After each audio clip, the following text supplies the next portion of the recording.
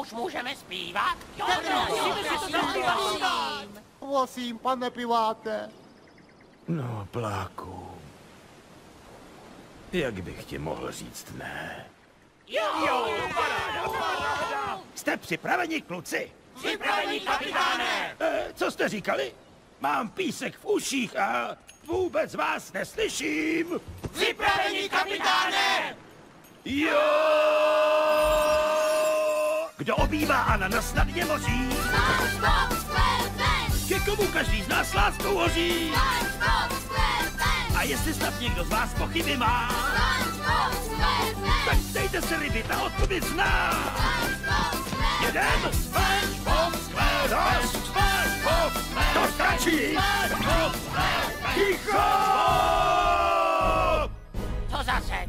Nám se to líbí. Co je? Mně se ta píseň nelíbí a zatrhnu vám to. Nám se zase nelíbí ta vaše. No, každý má právo na svůj názor. Proč vám vůbec mluvím? Vy jste jen podřadným druhem. Co vlastně o hudbě víte? Radost udělají i z plašti, jen si je dejte. To je však vesmírem funguju. Můžete štěluju. A pak české píseň já dám a rytmus diktuju. Som vaše vám tohle poslouchat nejde. Teď naložím vám, co se do vás jen vejde. Má síla je bezmezná, nemáte šanci. Tak držte svoje zobáky, hudební samci. Klapky ploutvé, my nejsme psanci. Jsme rackové. Strč si někam ty svoje piny. Nekrutný ve vzduchu, mužiky na vzduchu.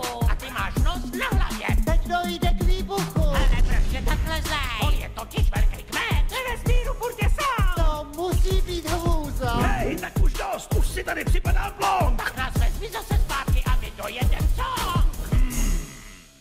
Tak fajn. SpongeBob SquarePants, SpongeBob SquarePants, SpongeBob SquarePants, SpongeBob SquarePants.